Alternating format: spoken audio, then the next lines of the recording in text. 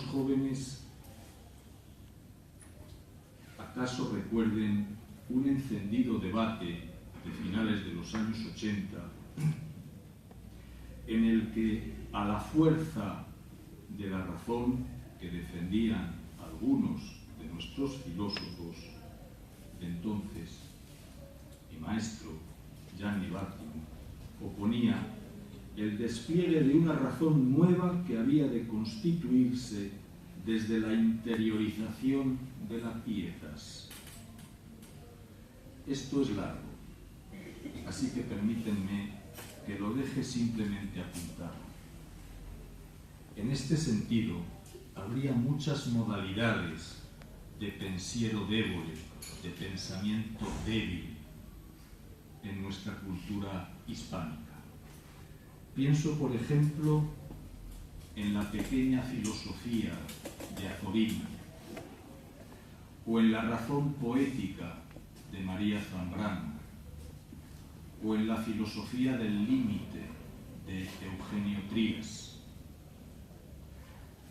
Lo que importa subrayar ahora es que esa debilidad no podrá traicionar nunca el horizonte de la imposibilidad, porque no se trata de hacer posible lo imposible, sino de velar porque lo imposible siga siendo el consejero áulico de la vida presente.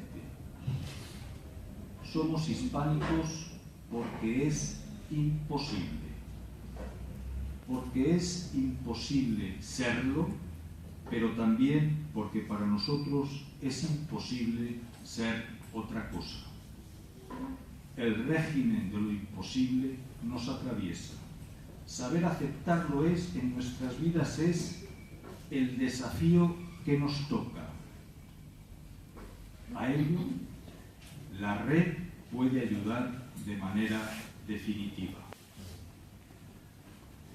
Hay, sin duda, un pensar de la lengua, un pensamiento que se constituye alrededor del uso de la lengua y un pensar constituido desde su forma interna. Ese pensamiento puede constituirse en filosofía o puede no hacerlo. En cualquier caso, de lo que no puede caber ninguna duda es del hecho de que la lengua albergue siempre una modalidad de pensamiento en estrecha relación con su propia forma interna, un modo de ejercer la actividad pensante, una forma de pensar. Ser conscientes, pues, de lo que significa pensar en español quiere decir, en fondo, aceptar el desafío de la comunidad imposible del vario mundo hispánico. No sé si se trata de un escenario futuro, pero sí de algo que en el presente está intentando abrirse camino hacia el futuro. Y lo hace, o lo intenta, aprovechando los circuitos de la red, pero sin plegarse a ella, en la convicción de que la forma hispánica no deba sucumbir a la general forma globalizada que parece dominar las líneas maestras de la hipercomunicación de nuestro tiempo. Yo, desde luego, sí que creo que el futuro puede ser en español. Se piensa desde la lengua. Se piensa desde la lengua, en efecto. O lo que es lo mismo, solo desde el pensar que se ejecuta con conciencia de la propia lengua se puede ganar un pensamiento auténtico, lo cual, dando la vuelta al aserto, es como decir que quien no lo hace, que quien no piensa desde la plena conciencia de la propia lengua, se sitúa en el camino de la impostura.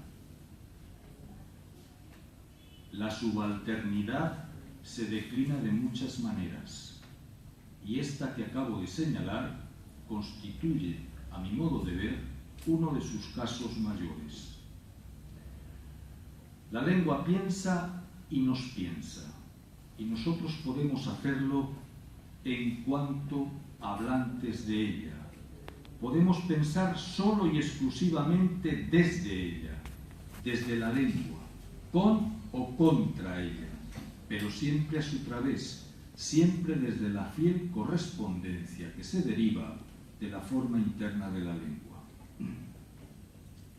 Es obvio que se puede pensar en una lengua distinta de la propia, pero a ella, a esa otra lengua, solo se llega desde la consciencia de la propia. No hay otros caminos. Algunos de ustedes, tal vez mucho, de seguro que lo hacen o lo han hecho en algún momento de su vida, o quizá todos los días de su vida. Yo mismo, sin ir más lejos, que llevo más de 20 años fuera de mi ámbito lingüístico, que vivo y trabajo fuera y que tengo incluso una familia cuya lengua dominante es distinta de la mía materna, también lo hago.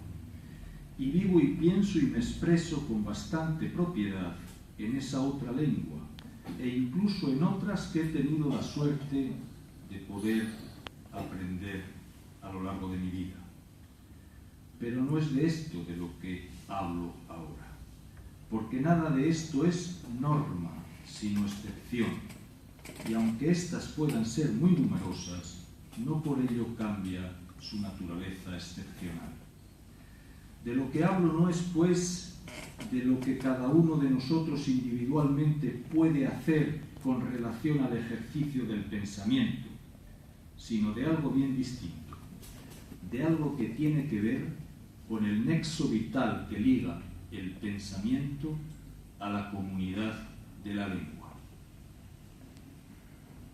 No se me escapa que también en este caso se pueden hacer distingos, que Georg Steiner, por ejemplo, trazó bien el perfil de la extraterritorialidad en aquel libro magnífico que se titula Lenguaje y Silencio, y que lo que allí se decía de la literatura es también fácilmente aplicable al caso de la filosofía.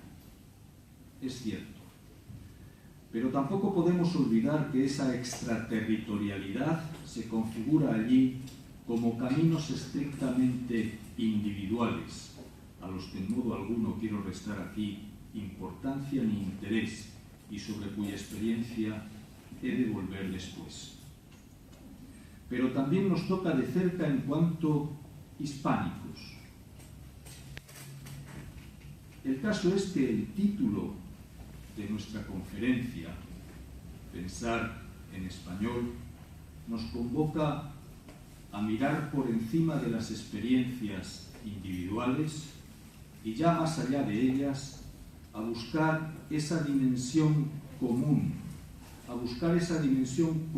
que tiene, que ha tenido y que podría seguir teniendo la filosofía que se expresa auténticamente en lengua española.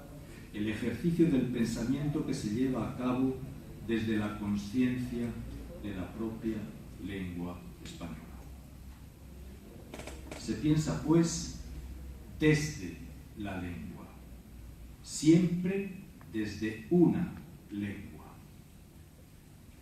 Y ello porque pensar no es un ejercicio independiente del lenguaje, porque no hay un pensar previo, anterior y separado, ni puede considerarse la expresión del pensamiento un estudio sucesivo de la actividad del pensar.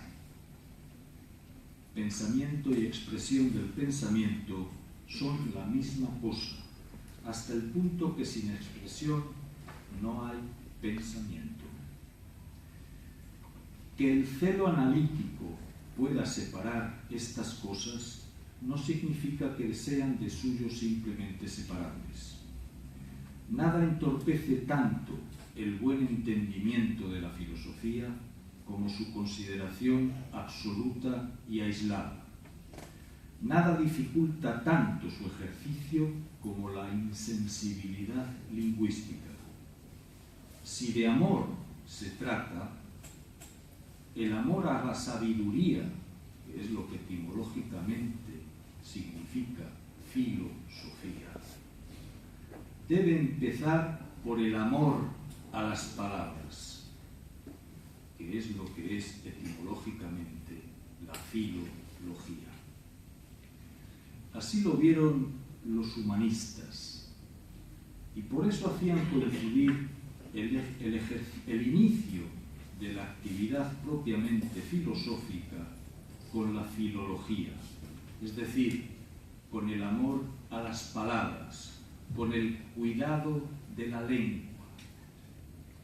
Al nombre de filósofos, los humanistas preferían ser llamados gramáticos, queriendo indicar con ello que la filosofía no podía partir sin más de la simple consideración de las cosas, sino que debía arrancar necesariamente del vínculo del lenguaje, porque el lenguaje es forma y de consecuencia informa, en el sentido de que da forma tanto al pensamiento como al pensar.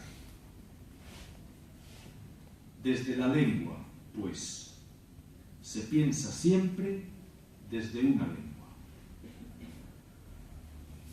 Pero a ninguno de nosotros se nos escapa que la nuestra, esta lengua en la que yo hablo y ustedes me escuchan y me entienden, no es considerada una lengua de prestigio dentro del campo de la filosofía.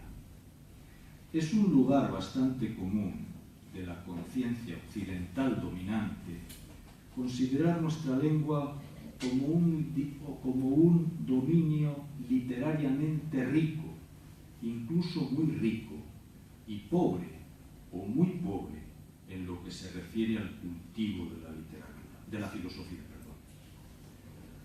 Recuerden ustedes que Heidegger llegó a decir que solo había dos lenguas propiamente filosóficas, el alemán y el griego clásico. Pero recuerden sobre todo también que la gran mayoría de quienes han denunciado esta idea de Heidegger lo han hecho para reclamar una similar consideración para el inglés o el francés, y nunca, o casi nunca, para el español o el portugués u otras lenguas generalmente tenidas por menores en relación al cultivo y desarrollo de la gran filosofía, no digamos del guaraní. Los peores enemigos están siempre en casa. Y los profesionales de la filosofía de nuestro ámbito lingüístico lo son en la medida en que participan en vario modo de tal prejuicio. A esas otras lenguas como la nuestra, consideradas menores o secundarias, ese prejuicio arraigado del canon les concede la traducción y el reflejo de lo que filosóficamente se hace en las lenguas principales.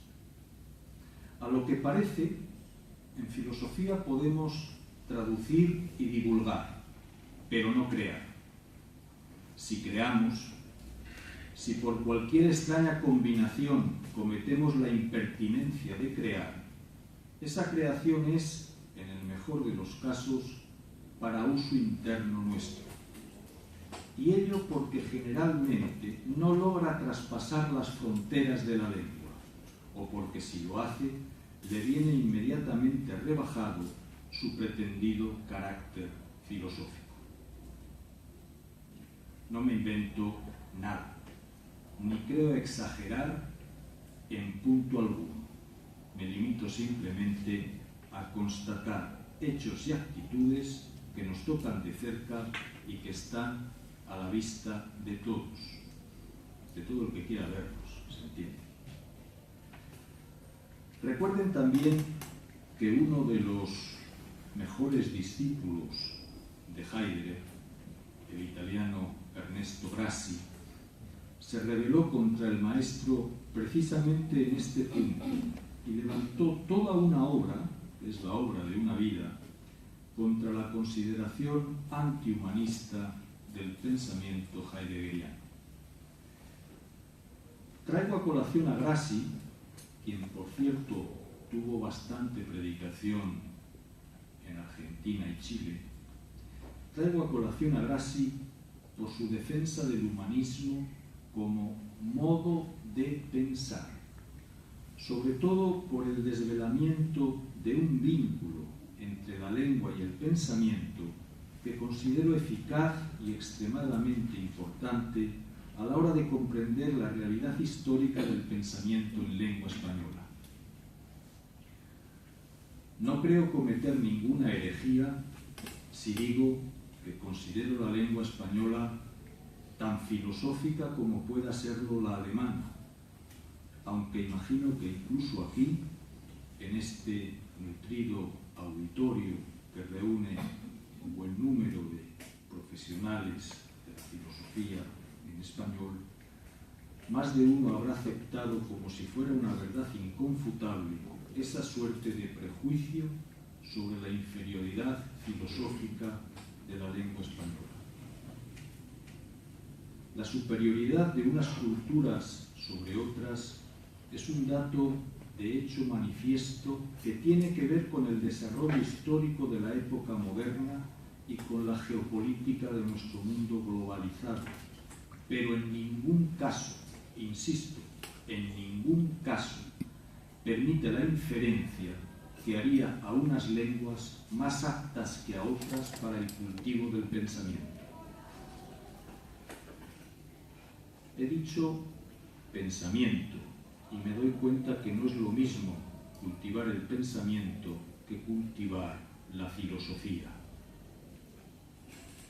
Toda lengua alberga un pensamiento y permite el desarrollo del mismo, e incluso de otros, pero nada desde ella obliga a que ese pensamiento de la lengua se constituya filosóficamente. De hecho, hay lenguas que no lo han hecho. Piénsese, por ejemplo, en las lenguas sin tradición escrita, o en otras que, aun teniéndola, han sufrido la colonización del conocimiento. Pero aclarado esto, tampoco puede aceptarse, o al menos yo no lo acepto, que el ejercicio de la filosofía deba identificarse con lo que históricamente ha sido como tal dominante en el campo de la cultura occidental. Ese dominio se expresa en superioridad y prestigio, pero en modo alguno puede traducirse en rebajamiento del valor filosófico de los modos de pensar históricamente vencidos y no alineados a las formas y modos de pensar dominantes en el campo general de la cultura. Considero que toda lengua tiene un modo propio de pensar, modo que se corresponde, por un lado, con lo que Humboldt llamó la forma interna de la lengua, y por otro, con lo que Américo Castro llamaba la vividura, es decir, la forma o formas de vida inherentes al espacio comunitario. Llamo la atención sobre esta correspondencia entre el modo de pensar y el modo o forma de vida y la forma interna de la lengua. Esta correspondencia ni es secreta ni es fija, desde luego, ni tan siquiera obliga a la lengua a ninguna ortodoxia o observancia ciega en relación al ejercicio del pensamiento. Pero está ahí, se puede acoger o no, y de ello depende en buena medida la pregnancia y la potencia efectivas de ese mismo pensamiento. Sea claro que se puede pensar y hacer filosofía sin tener en cuenta esa correspondencia, pero a mi modo de ver, no haciéndolo, se corre el riesgo de caer en la inautenticidad y en la impostura. Considero que los distintos modos de pensar han quedado distribuidos en el campo de la cultura generalmente en base a relaciones de poder, vencedores y vencidos dentro de un mismo dominio, centro y periferia del canon de la filosofía, prácticas del saber científicamente aceptables o relegadas a sus márgenes, etcétera, etcétera. Es decir, que la historia de la filosofía no es más que la narración de una sucesiva contienda entre los distintos modos de pensar por la conquista del dominio del espacio intelectual. Esa narración refleja siempre el punto de vista del vencedor, pero nótese que el grado de beligerancia no es uniforme, que hay quien ataca sin contemplaciones y quien solo se defiende. El capítulo de las expulsiones de la filosofía, recuerden ustedes, la expulsión platónica de la poesía, la expulsión cartesiana de la retórica, etc. Ese capítulo de las expulsiones de la filosofía está muy bien contado, en efecto, y puede llegar a resultar convincente si no se lleva a cabo una adecuada deconstrucción de las narrativas que operan en el seno de la historia de la filosofía. Esas expulsiones tienen que ver con el conflicto y con la pugna entre los distintos modos de pensar, y no con ningún déficit o carencia en relación al ejercicio filosófico. Los modos expulsos no eran menos filosofía o filosofías menores, sino modos de pensar y de entender la filosofía que habían sido vencidos, y el poder condenaba fuera del recinto de la filosofía hegemónica o relegaba simplemente a sus márgenes. Lo expulso vive en exilio, pero no por ello deja de ser lo que era. De la misma manera que se sigue siendo paraguayo o español fuera de Paraguay o de España, de esa misma manera que se sigue siendo fuera lo que se era dentro, pero se es de otro modo, indudablemente. De esa misma manera, los modos de pensar expulsos vivieron y viven en el exilio de la filosofía hegemónica, sin por ello dejar de ser nunca filosofía. Lo fueron, lo son, claro está, de otro modo, pero aquí me importa dejar constancia de que lo fueron, de que lo son. Quizás se extrañen ustedes, pero voy a reclamar ese espacio del exilio como lugar propio de la filosofía en lengua española. El exilio es el lugar de esa tradición velada de la que les estoy hablando desde el principio.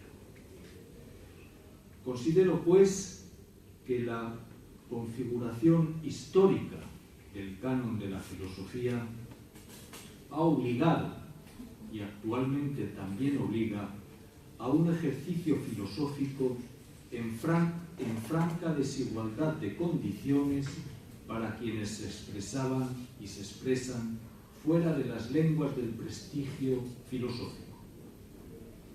Es posible, como decía antes, que nosotros mismos hayamos sido nuestros peores enemigos. El peor enemigo está siempre en casa. Es, en efecto, el que participa de los prejuicios del canon e incluso es en ello más papista que el Papa y cree que para ser filósofo y hacer filosofía como se debe hay que responder a las tradiciones de pensamiento que se han alzado por el dominio del canon. Es esta una forma de subalternidad que tiene que ver con un cierto carácter epigonal de una buena parte de lo que se hace en el campo hispánico del pensamiento. Nótese que no digo todo, sino una parte, aunque a mi modo de ver se trata de una parte considerable. Es obvio que se puede escribir un libro sobre Heidegger o sobre Wittgenstein en español.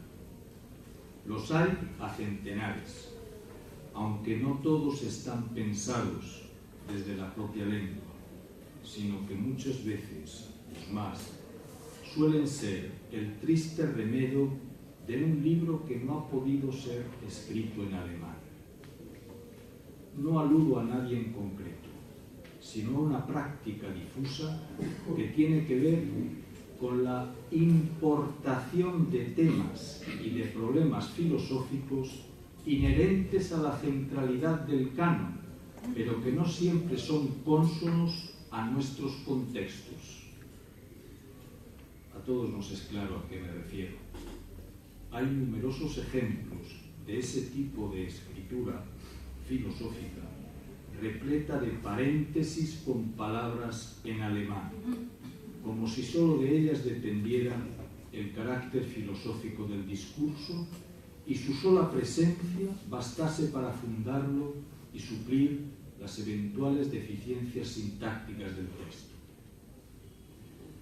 Habrá, sin duda, quien lo salude como signo de cientificidad y de buen hacer del ejercicio filosófico.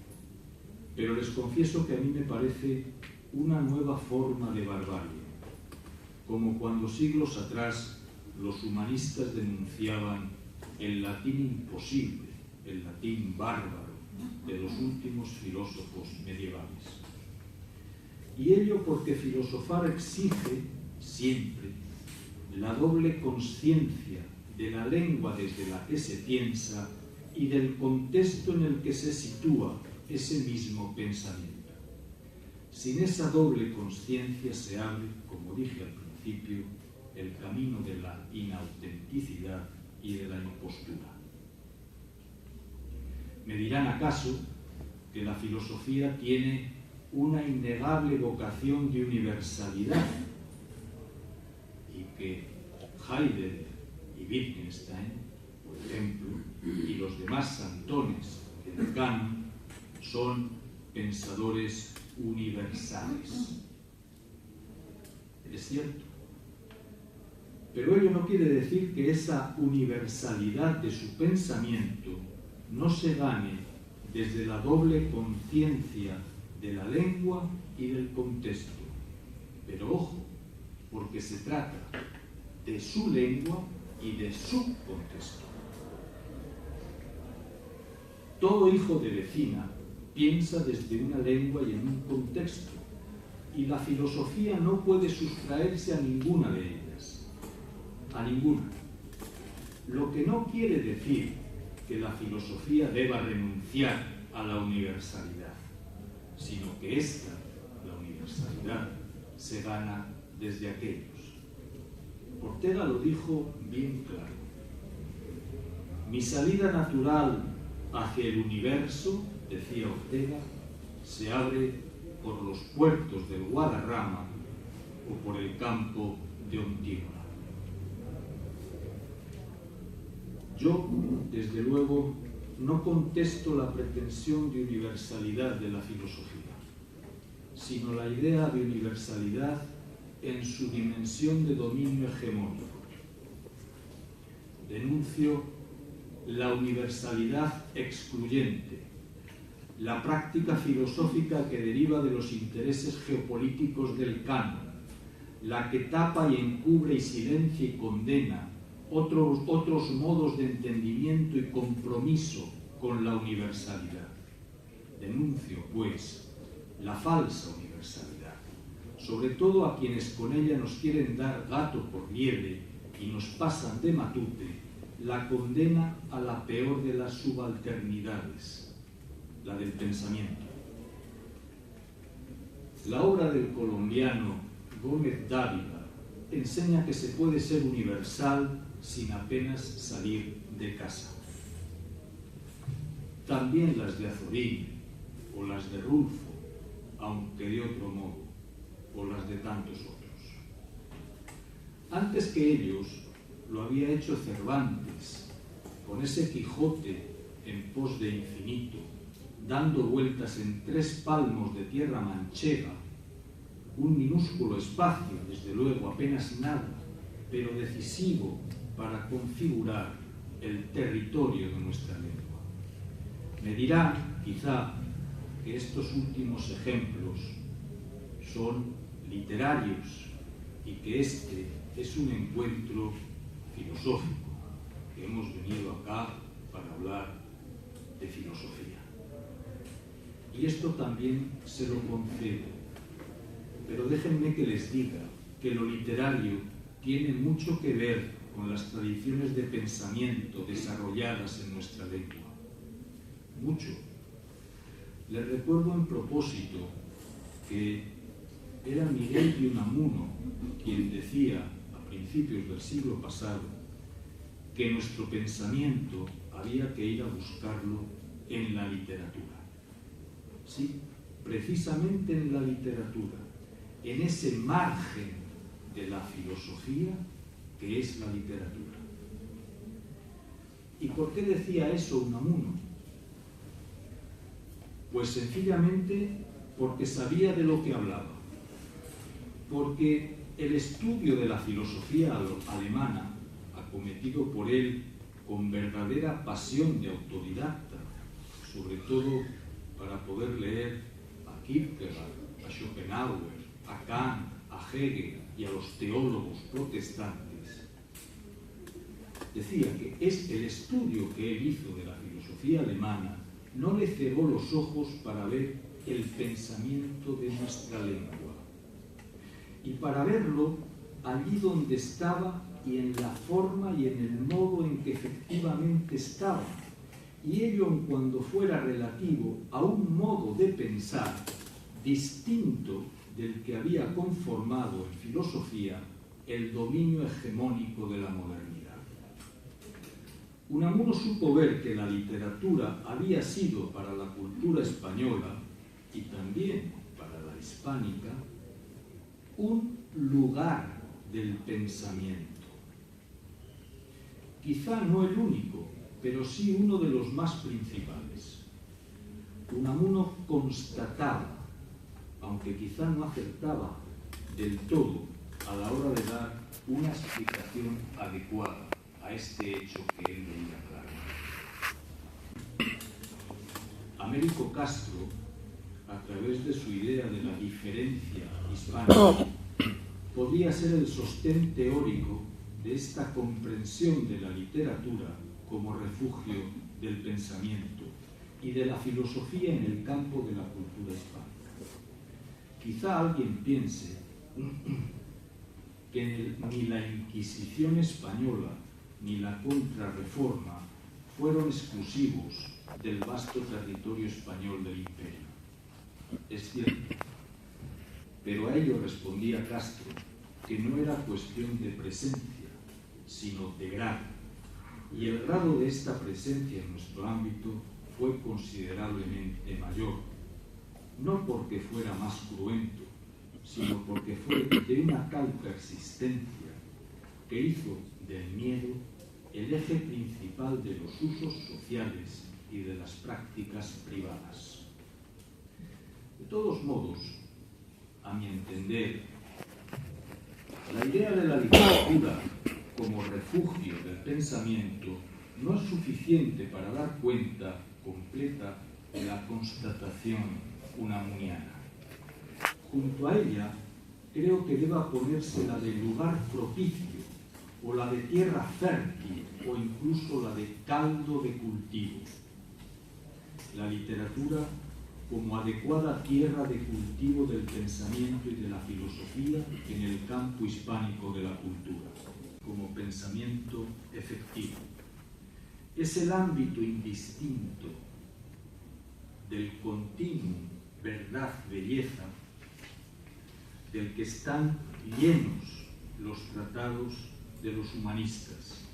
Sus textos corresponden a esa doble dimensión que en ellos es una sola e indistinta, la de la literatura y la de la filosofía, pero de manera conjunta. Ahora bien,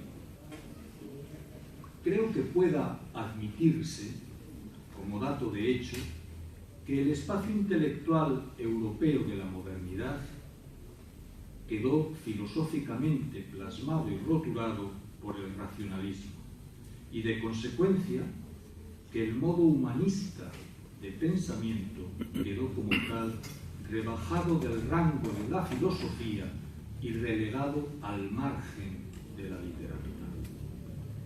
Y no es que no lo sea, es decir, no es que ese modo humanista de pensamiento no sea literatura, pues lo es, en efecto.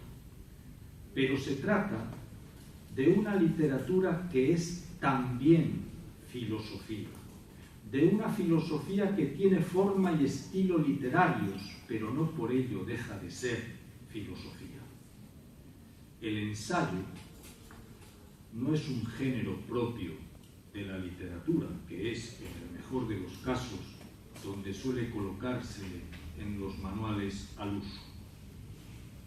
Ni es tampoco un camino intermedio entre lo literario y lo filosófico. Ni siquiera es una filosofía menor, sino que es, en propiedad, una forma textual propia de un modo de pensamiento que se funda en la inseparabilidad entre la literatura y la filosofía. Es un modo de ejercer y de entender la filosofía que se da envuelta con la literatura, un modo de buscar la verdad sin renunciar ni al bien ni a la belleza, o viceversa. Y ello porque, en el fondo, el ensayo moderno se constituye en una manifiesta anterioridad con respecto a las escisiones fundantes del discurso moderno, la separación de los tres órdenes de la metafísica, la ética y la estética. Bien, verdad y belleza son un todo inescindible en el ensayo. La tradición velada es eso, una tradición de pensamiento filosófico que nos es propia, que no es única de nuestro caso, desde luego, pero que está fuertemente arraigada en nuestra cultura y en nuestra lengua. No se ve naturalmente desde la filosofía dominante, se entiende, porque la mirada del filósofo la descarta. Quizá ni tan siquiera la ve, no porque no sea filosofía, que lo es, sino porque no responde a las formas canónicas de la filosofía ni a los modos de pensar dominantes del desarrollo moderno de la filosofía. Esto es algo que le pasó a Ortega y Gasset, por ejemplo, pero es un ejemplo muy relevante. En su primer libro, esto es lo que le pasó a Ortega cuando en su primer libro, Meditaciones del Quijote, de 1914, él se retrató como un profesor de filosofía in partibus infidelium, dice. Lo escribe profesor de filosofía con la F mayúscula, in partibus infidelium, en tierra de infieles. España era, en relación a esa filosofía mayúscula de la que él quería ser profesor, España era una tierra de infieles. Y lo era, precisamente, por lo que Ortega juzgaba un exceso de literatura en el campo hispánico de la cultura. Él aceptó el prejuicio del canon y pensó que ese exceso de literatura se traducía en un déficit de filosofía. Ese es como decíamos antes, el gran lugar común del que no logramos liberarnos. Nuestra cultura, la cultura hispánica, sería rica en tradiciones artísticas y literarias y pobre, en cambio, en relación a la ciencia y a la filosofía. Como todos los lugares comunes, encierra una verdad. Pero después de una vida dando vueltas a estas cosas, les aseguro que me he convencido que es más lo que oculta y falsea ese lugar común que la minúscula verdad de la que se hace portador. También es un lugar común decir que la experiencia del viaje modifica al viajero. De su viaje a Alemania, Ortega volvió transformado. Su vuelta a España podría leerse como una suerte de retorno del prisionero liberado a la caverna platónica. La luz de fuera que traía en sus ojos no le permitía ver lo que había visto Nabucco. No le dejaba reconocer la filosofía que había en todo aquel exceso de literatura. Y pensó que le tocaba hacer borrón y cuenta nueva con relación a la filosofía en el campo de la cultura hispánica. Recuerden ustedes con cuánto ardor juvenil el joven Ortega contrastó aquella filosofía que se daba envuelta en la literatura de los intelectuales de la generación del 98. Recuerden cómo se batió contra el sentimiento trágico de la vida de Miguel de Unamuno o contra la pequeña filosofía de Azorín. Recuerden con cuánta suficiencia y con cuánta arrogancia declamó aquello de o se hace literatura, o se hace precisión, o se calla uno. Después cambiarían las cosas y el propio Ortega, como saben, acabaría retrospectivamente reconociendo el valor de la forma literaria de su propia filosofía. De ella dirá en los años 40, refiriéndose a su escritura filosófica, dirá: no se trata de algo que se da como filosofía y resulta ser literatura, sino por el contrario, de algo que se da como literatura y resulta ser filosofía.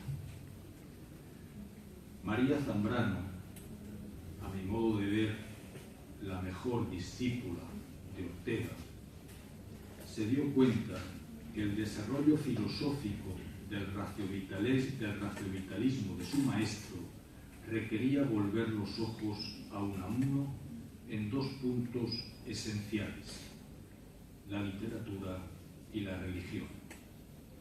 En relación al primero de ellos, bien puede decirse que María Zambrano llevó a cabo una auténtica recuperación filosófica de la tradición literaria española. No otra cosa es el proyecto zambraniano que comprende dos de sus libros mayores, titulados Pensamiento y Poesía en la vida española y España, Sueño y Verdad. A mi modo de ver, y voy concluyendo, la fundamentación de una posible filosofía hispánica debe empezar desde aquí, desde el horizonte de lo ausente en el panorama actual, desde lo que se es y no desde las leyendas blancas o negras con que nos hemos premiado o castigado a lo largo de la historia, desde la plena conciencia de lo que hemos sido, porque ese es el único modo de abrirnos un paso seguro hacia el futuro. La literatura no es, en nuestro caso, un capítulo separado de la filosofía, o que funciona en relación a ella solo como simple adorno o embellecimiento del pensamiento, o como aporte de materiales para el mismo. Es más bien, como he dicho antes, un lugar del pensamiento, un modo de ser propio del cultivo de la filosofía en el campo cultural hispánico. Pensar en español no es solo un rótulo más o menos acertado para el título de una conferencia, es sobre todo un compromiso, un triple compromiso con la filosofía, con la lengua y con nuestra propia situación como hispánicos en el mundo globalizado. Nada obliga al compromiso, es obvio, pero quien lo acoge sabe que debe sostenerlo responsablemente y que esa responsabilidad le pondrá en la situación incómoda de tener que resistir contracorriente. Llevo años dando vueltas al tema del exilio, no solo a algunos casos de exilio, como puede ser, que me toca más de cerca, el exilio republicano de la Guerra Civil, sino a todos los exilios que atraviesan nuestra historia. Todos, desde los judíos y los moriscos en adelante. Todos, hasta los actuales exilios de nuestra América actual. Hasta el punto que he llegado a pensar que la experiencia del exilio es algo consustancial a la identidad hispánica. Les confieso que la palabra identidad me ha puesto siempre muy nervioso, pero tampoco soy uno que lo arregla todo mirando para otro lado. Así que les digo esto para concluir. En nuestra literatura hay un pensamiento exiliado y creo que es tiempo de reparar a su olvido. Esto es lo que sobrepone el horizonte metodológico de la tradición velada. Y noten, y con esto acabo, que cuando digo nuestra literatura, me refiero a la literatura en lengua española, esa que va de Cervantes a Roa Bastos, sin separaciones, y que se forja en el vasto territorio de la lengua, porque la patria es la lengua. La patria de un escritor es la lengua en la que escribe y no el pasaporte que enseña cuando atraviesa fronteras. Y esto es algo que yo he aprendido de nuestros exiliados. Y digo nuestros, y quiero decir todos, todos y sin dejarme uno, porque desde ahí, desde esa perspectiva que incluye una memoria olvidada, a mi modo de ver, se abre un camino para ser hispánicos y verdaderamente universales. Muchas gracias. Con dos madres no es una situación natural. Yo aquí no defiendo la naturaleza. Me parece fantástico tener dos madres, pero lo natural es una, porque una es la que te pare y una es la que de alguna manera te acoge en su seno. Y eso es lo que hace una lengua, creo. Ahora, explíquenme ustedes, porque yo he venido precisamente a aprender esto. ¿Qué sucede en una situación lingüística bilingüe, como es la de Paraguay? Existe el bilingüismo. Que una persona domine perfectamente dos lenguas es fácilmente comprobable. Son datos de hecho. No hay que recurrir a ninguna teoría. Yo lo veo en casa con mi hijo. Mi hijo es bilingüe. ¿Qué significa ser bilingüe? Significa que hablas con propiedad, que te expresas con absoluta propiedad en dos lenguas. ¿Quiere eso decir que las dos lenguas son lenguas maternas, lenguas madre? No lo sé. Yo pienso que no. Pienso que no. Pero yo no soy un lingüista. Creo que de la misma manera que se nace de una madre, se nace en un ámbito lingüístico y se piensa desde ahí y el mundo se acoge desde ahí. Que luego uno pueda cambiar de ámbito lingüístico, etcétera, etcétera,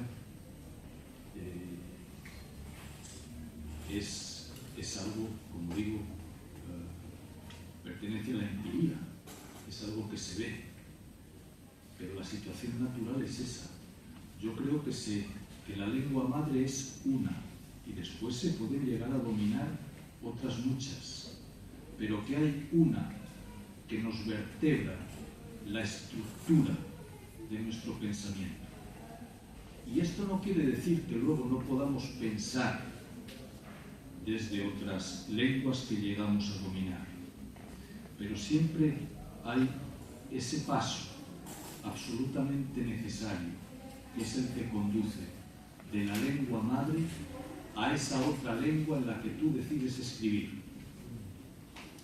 Hay numerosos casos de escritores, poetas, etcétera, que han decidido escribir en una lengua distinta de la propia. Se puede hacer, pero ¿cómo se llega ahí? No se llega, a mi modo de ver, desde una situación de bilingüismo teórico que existe, a mi modo de ver, solo en los libros. Se lleva a una situación de bilingüismo a través de un recorrido, del necesario recorrido que va de una lengua a otra. Pero, ahora, en el relato dominante de la historia de la filosofía tenemos unos capítulos magistrales que tienen que ver con los griegos y tal, ¿no? El paso del mito al logos, ¿no? Estos capítulos que se estudian, el paso del mito al logos. Después está la expulsión de los poetas de la República de Platón, ¿no? Afuera, venga la literatura, vale. Después hay otro también importante, ¿no? La autonomía del pensamiento en relación a la religión, ¿no? Todo el debate del final de la Edad Media, la filosofía, sierva de la teología, no, liberal, filosofía solo. Y lo hemos logrado, ¿no? Hay un relato de un tipo, de un modo de hacer filosofía, en el que todas esas escisiones constitutivas, no de la filosofía, sino de un modo de pensar que ha sido dominante, se consideran positivas, ¿no? Positivo es abandonar el mitos, positivo es desprenderse de la religión, positivo es desprenderse de la literatura. Bueno, esto pertenece al relato que hace de sí misma, de sí mismo, un modo de pensar y de entender la filosofía.